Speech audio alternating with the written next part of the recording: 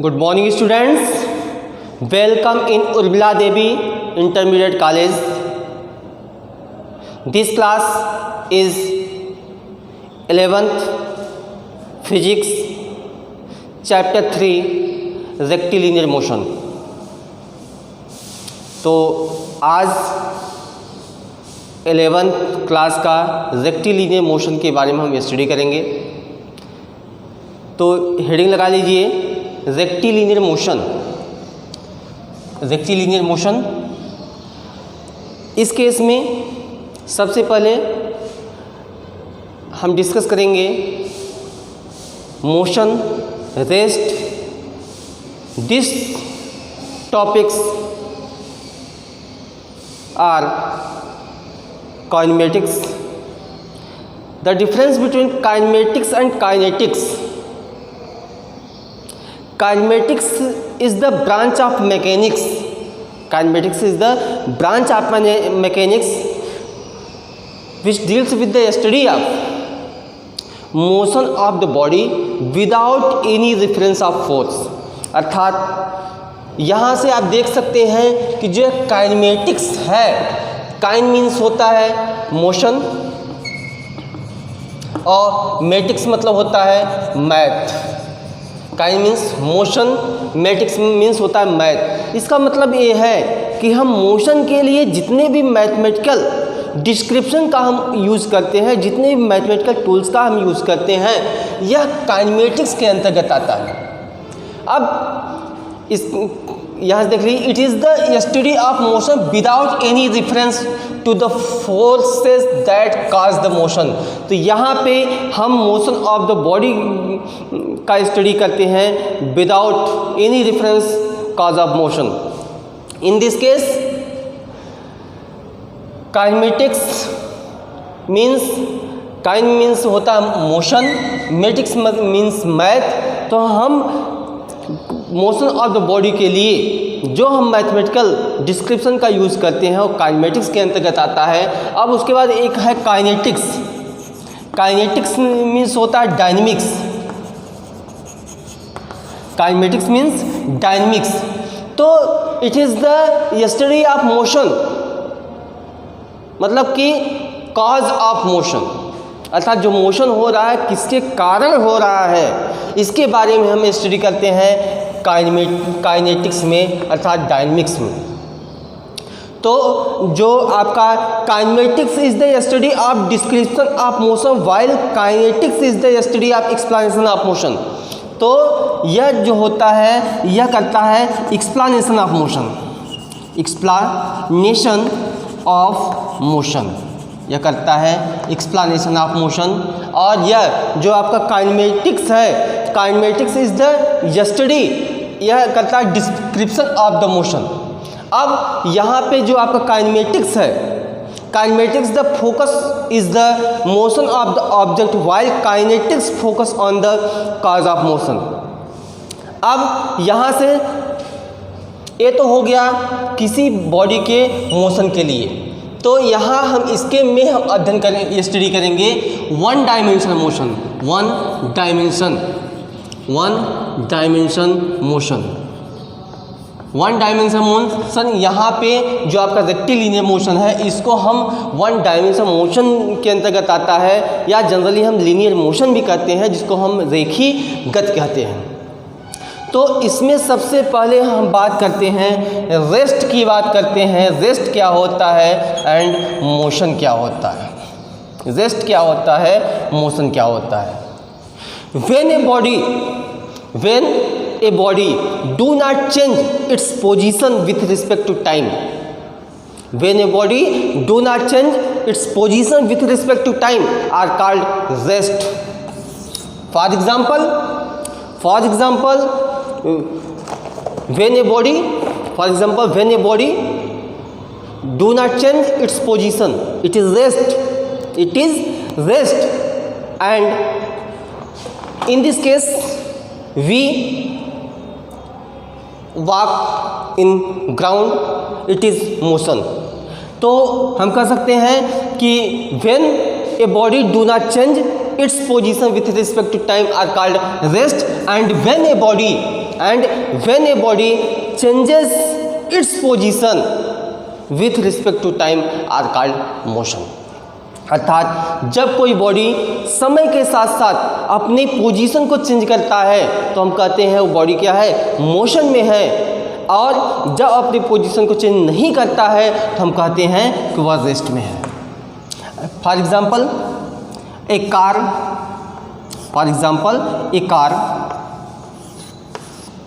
Eight position x equal to 0, x equal to 0, t equal to 0 and after time t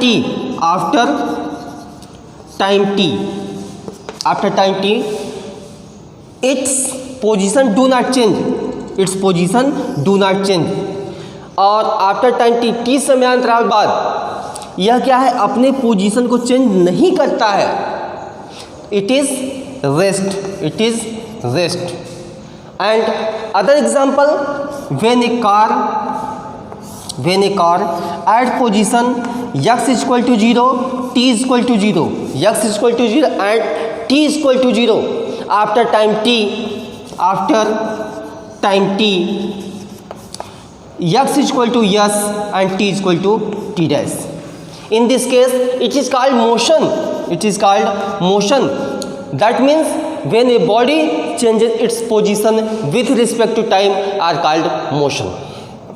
तो यहाँ से बात करते हैं कि जब कोई बॉडी फॉर एग्जांपल कि अपने टाइम के रिस्पेक्ट में जब वह चेंज करता है अपने पोजीशन को तो हम कहते हैं क्या है, वह मोशन में है। आप इन डेली लाइफ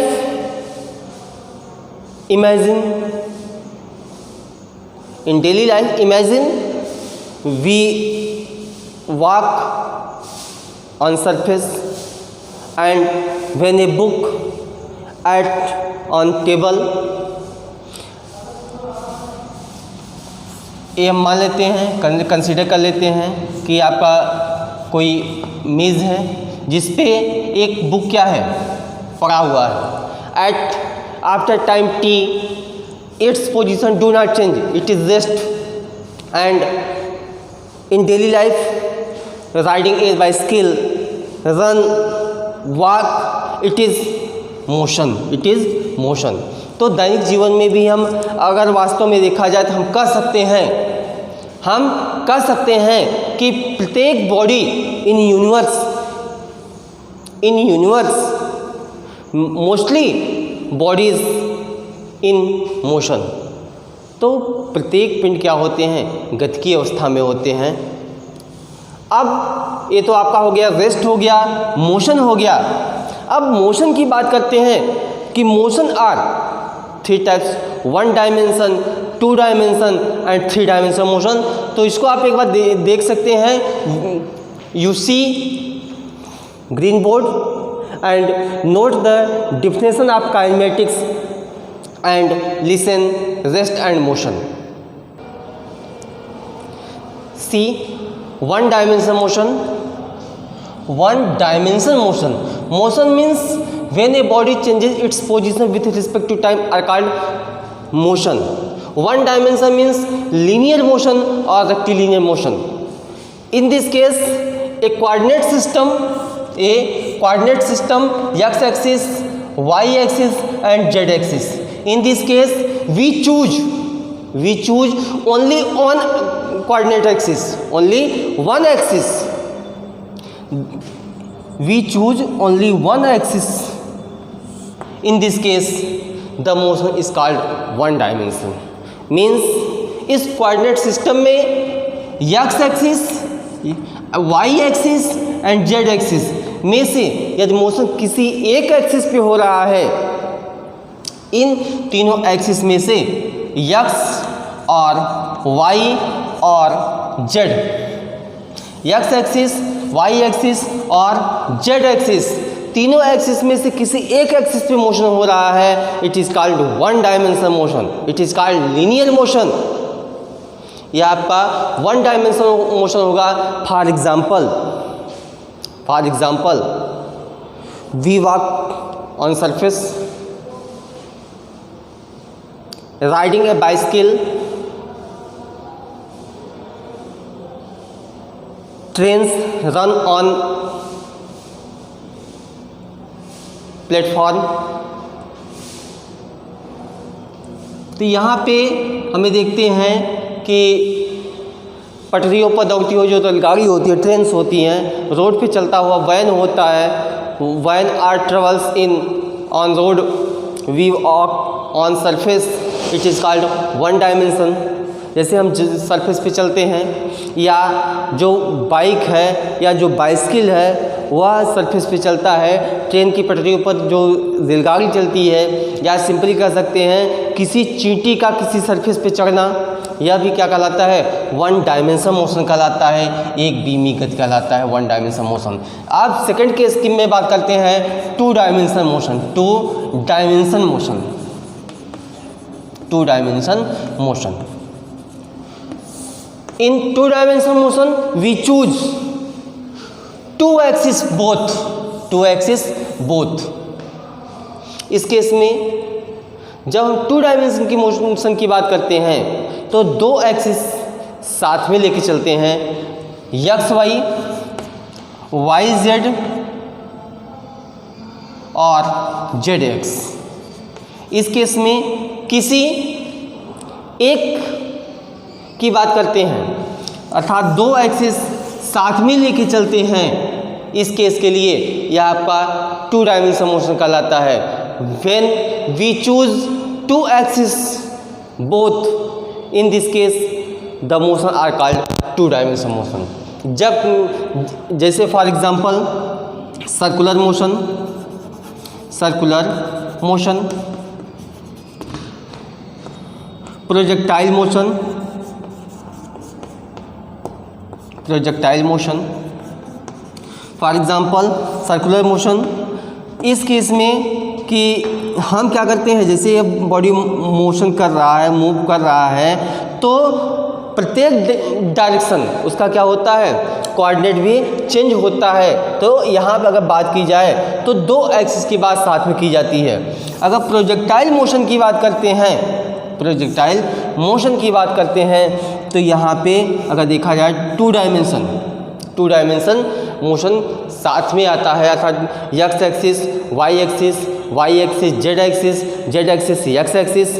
तो यहाँ से दो एक्सिस की बात साथ में की जाती है। इस प्रकार का जो मोशन होता है वह टू डायमेंशन मोशन होता है। ये आपका सर्कुलर मोशन हो गया, ये आपका projectile motion. Projectile motion means when a body thrown, do not thrown vertically upward in other direction. जब किसी बॉडी को हम ऊर्ध्वाधर क्या है, वर्टिकली अपवर्ड न फेंक करके किसी अन्य डायरेक्शन में फेंकते हैं, तो एक प्रोजेक्टाइल पाथ क्या होता है, कवर्स होता है, जिसको हम प्रोजेक्टाइल मोशन कहते हैं। ये आपके सिलेबस में है, ये आगे डिस्कस किया जाएगा। तो ये जो प्रोजेक्टाइल मोशन है, प्रक्षेप गति है, यह आपका टू डायमेंशन मोशन के अंतर्गत आता है। अब बात करते हैं थ्री डायमेंशन मोशन। अब बात करते हैं three dimension motion. Three dimension motion की बात करते हैं when we choose both axis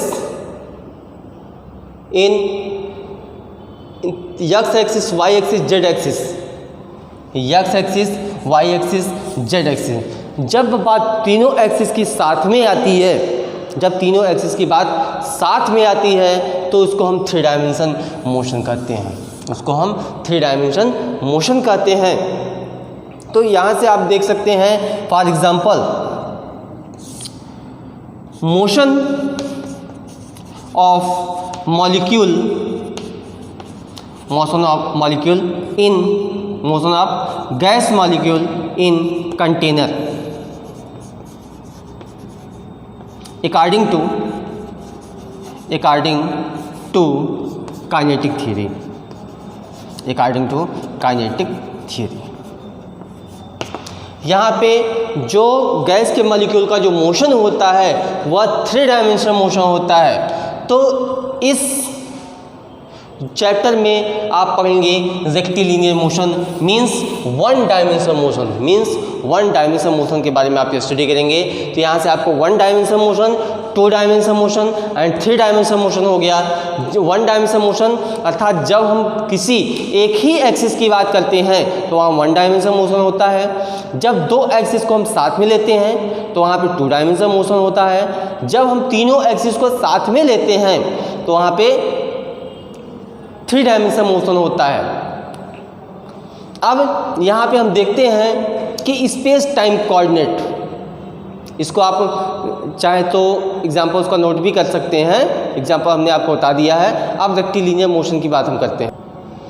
यहाँ देखिए वन डायमेंशनल मोशन की हम बात करते हैं। जब वन डायमेंशनल मोशन की बात करते हैं तो यहाँ से the motion of an object is said to be one dimension if only one out of three coordinates set specifying the position of the object change with time. In such a motion an object move along a straight line path. तो इस case में हम जैसे तीन axis है, three axis है, three axis में से किसी एक कोऑर्डिनेट एक्सिस को हम लेते हैं तो इस प्रकार के मोशन को हम क्या बोलते हैं, हम वन डायमेंशन मोशन बोलते हैं। Motion of car on road. तो motion of car on road ये आपका वन डायमेंशनल मोशन होता है। यह आपका स्ट्रेट लाइन पाथ होता है, स्ट्रेट लाइन पाथ। तो वन डायमेंशनल मोशन में जो आपका कोऑर्डिनेट्स होता है एक्स वाई जेड, उन तीनों में से किसी एक की बात करते हैं, एक्स एक्सिस चाहे वाई एक्सिस चाहे आपका जेड एक्सिस, इन तीनों एक्सिस में से किसी एक एक्सिस की बात करते हैं। जो इसका पाथ होता है वह क्या होता है, लीनियर होता है। अब हम बात करते हैं टू डायमेंशनल मोशन की बात करते हैं। Two dimensional motion means the motion of an object is said to be two dimensional motion if two out of three coordinates specifying the position of the object change with time. In such motion the objects move in a plane. इस case में कोई भी body होता है motion in plane, तो यहाँ से to dimensional motion means जो कोऑर्डिनेट्स होता है इसमें से दो एक्सिस साथ में कवर करता है, x y, y z, z x, तीनों एक्सिस में से दो एक्सिस जब साथ में होते हैं तो वह टू डायमेंशनल मोशन होता है। यहाँ पे जो मोशन होता है as plane, for example circular motion, projectile motion, it is the example of two dimensional motion. अब हम थ्री डायमेंशनल मोशन की बात करते हैं। थ्री डायमेंशनल मोशन मीन्स यहाँ पे तीनों एक्सिस साथ में लिया जाता है। The motion is said to be three dimensional motion if all the three coordinates specifying position of an object change with respect to time. In such a motion of an object move in space. For example कि motion of gas molecule in container according to kinetic theory, gas के अणुओं का जो गति होता है, motion होता है, वह थ्री डायमेंशन मोशन होता है। तो इसको आप नोट कर लें। उसके बाद हम आप चलते हैं डिस्टेंस क्या होता है, डिस्प्लेसमेंट क्या होता है, इसके बारे में हम डिस्कस करते हैं। Definition of rectilinear motion. तो रेक्टिलिनियर मोशन को हम बोलते हैं लीनियर मोशन, इसको बोलते हैं लीनियर मोशन, लीनियर मोशन और स्ट्रेट लाइन मोशन, और straight line motion. In this case definition of rectilinear motion, when a body moves in straight line, when a body move straight line at uniform acceleration are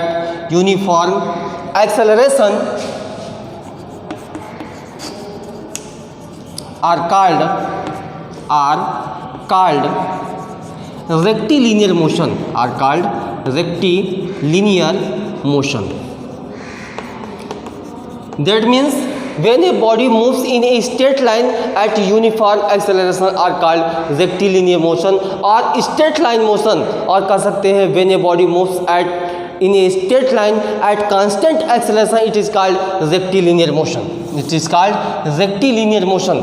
इस case में जो rectilinear motion होता है, अर्थात यहाँ पे uniform acceleration होता है।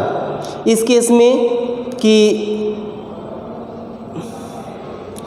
जैसा कि हमने काइनेमेटिक्स में आपको बताया कि इसमें जो भी बात की जाती है, इन वन डायमेंशन मोशन की बात की जा रही है, अर्थात मोशन से रिलेटेड जितने भी मैथमेटिकल टूल का हम यूज़ करते हैं वह आता है काइनेमेटिक्स के अंतर्गत आता है। तो रेक्टिलिनियर का मोशन का आप डिफिनेशन नोट कर सकते हैं कि when a body moves in a straight line at uniform acceleration are called rectilinear motion. उसके बाद आता है frame of reference. Frame of reference, frame of reference एक ऐसा कोऑर्डिनेट सिस्टम होता है, एक coordinate system which defines the position of the particle. When a coordinate system defines the position of the particle in 2 dimensional space or 3 dimensional space are called frame of reference। एक note कर लें, एक coordinate system, A coordinate system which defines the coordinate system which defines the position of the particle, position of the particle in 2 dimension, in 2 dimension or 3 dimension or 3 dimension are called frame of reference, are called frame of reference। That means कि अर्थात frame of reference ऐसा coordinate system होता है जो किसी particle के position को बताता है, किसी बॉडी के पोजीशन को बताता है। For example at a car, in car a man had a mobile phone, it is a observer, it is a observer। तो यहाँ से एक आपका कार है, यहाँ कोई ऑब्जर्वर है। जब यह ऑब्जर्वर इस कार को देखता है, जब यह ऑब्जर्वर एक कार को देखता है, तो यहाँ से जो कार है वह क्या है, मोशन में है। यहाँ से यह कार क्या है, मोशन में है। तो उसके बाद लेकिन जब यह ऑब्जर्वर इस मोबाइल फ़ोन को देखता है, जब इस मोबाइल फ़ोन को देखता है तो यह मोबाइल फ़ोन क्या होता है कि टाइम के रिस्पेक्ट में अपना पोजीशन जो है चेंज नहीं करता है। तो एक तरीके से कि यह ऑब्जर्वर जो है ऑब्जर्व करता है कि किसी भी बॉडी के मोशन को, कि वह 1 डायमेंशन मोशन है कि 2 डायमेंशन मोशन है, मीन्स उसकी बॉडी की पोजीशन क्या है। तो डेफिनेशन से ही क्लियर हो गया, a coordinate system which defines the position of the particle in 2 dimensional space और 3 dimensional space are called frame of reference. आपके इंटरमीडिएट में फ्रेम ऑफ रेफरेंस के बारे में बहुत ज़्यादा डिस्कस नहीं किया गया है। These are 2 types, inertial frame of reference and non inertial frame of reference. तो यहाँ पे जो frames Newton's law of motion, first second law of motion को फॉलो करते हैं वह इनर्शियल फ्रेम ऑफ रेफरेंस होते हैं। जो न्यूटन्स फर्स्ट सेकंड लॉ को होल्ड नहीं करते हैं वह नॉन इनर्शियल होते हैं। इसके बारे में आप बाद में डिस्कस करेंगे। तो फ्रेम ऑफ रेफरेंस का आपका डेफिनेशन हो गया है, coordinate system which defines the position of the particle in 2 dimensional space और 3 dimensional space are called frame of reference. इसको आप नोट कर लें, रेक्टिलिनियर मोशन का डेफिनेशन और फ्रेम ऑफ रेफरेंस का डेफिनेशन। डिफिनेशन देख लें, distance is the length traversed by a body in a given time. तो अर्थात एक निश्चित समयांतराल में कोई भी बॉडी है, मतलब कोई भी ऑब्जेक्ट है, मान लेते हैं कि ये आपका कार को ही हम लेके चल रहे हैं, कार को ही लेके चल रहे हैं। पॉइंट क्या है आपका P है, यहाँ से क्या है Q है, point P to Q at time x equal to 0 at t equal to 0, x equal to 0 at t equal टू it is rest and distance is the length traverse by a body in a given time। at time t it reached point r at एक कहाँ पहुँचा, ये point are पे reach किया, and after time it reach point P Q. And मतलब कि एक निश्चित समय अंतराल में कोई भी बॉडी जितना लेंथ को ट्रेवल करता है वह उसका डिस्टेंस कहलाता है। It is a scalar quantity, it is a scalar quantity.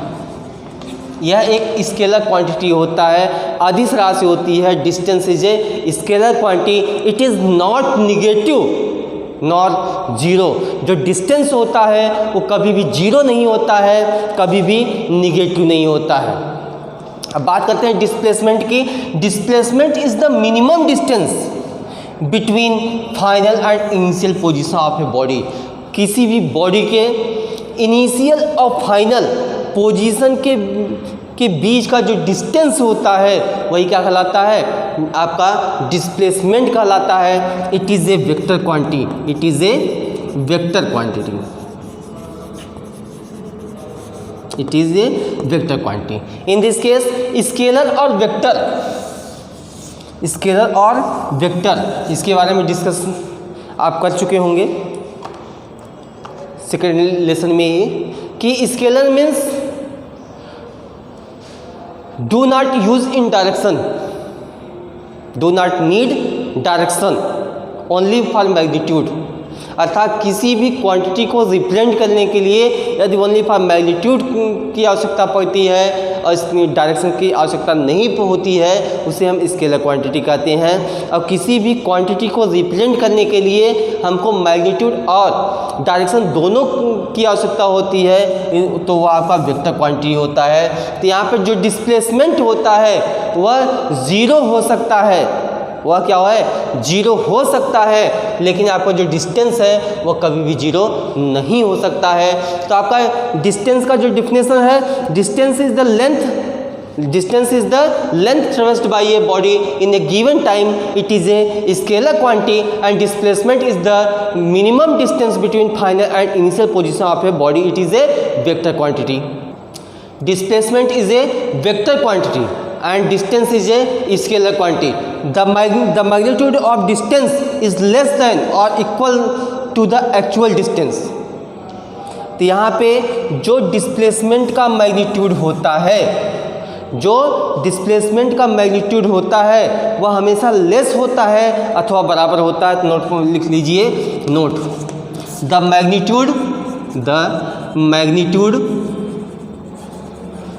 of displacement, the magnitude of displacement is less than or equal to the actual distance।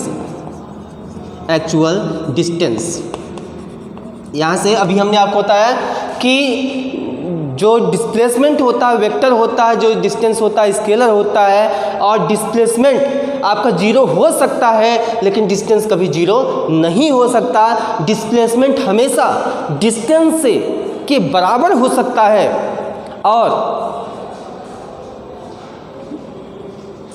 कम हो सकता है, कभी भी अधिक नहीं हो सकता। यहाँ से आप देख सकते हैं डिस्प्लेसमेंट लेस और इक्वल क्या होगा, डिस्टेंस। इसका मतलब ये है कि जो आपका डिस्प्लेसमेंट होगा वह हमेशा डिस्टेंस के बराबर हो जाएगा, कम होगा, कभी भी अधिक नहीं हो सकता है। तो यहाँ से आपको क्लियर हो गया, डिस्टेंस क्लियर हो गया, डिस्प्लेसमेंट क्लियर हो गया। तो हम आशा करते हैं कि यह वीडियो आपको बहुत अच्छा लगा होगा। Rectilinear motion when a body moves in a straight line at constant acceleration are called rectilinear motion. आपका 1 डायमेंशन मोशन क्लियर हुआ, 2 dimension motion, 3 dimension motion, motion in straight line, distance and displacement. इस definition को आप note कर लें। Next topic जो है, speed क्या होता है, वेलोसिटी क्या होता है, एक्सेलरेशन क्या होता है, रिटार्डेशन क्या होता है, इसके बारे में हम नेक्स्ट वीडियो में स्टडी करेंगे। तब तक के लिए धन्यवाद। आपको कोई प्रॉब्लम है तो तो आप कमेंट करके आप बोल सकते हैं, पूछ सकते हैं। इसको आप नोट कर लें। धन्यवाद।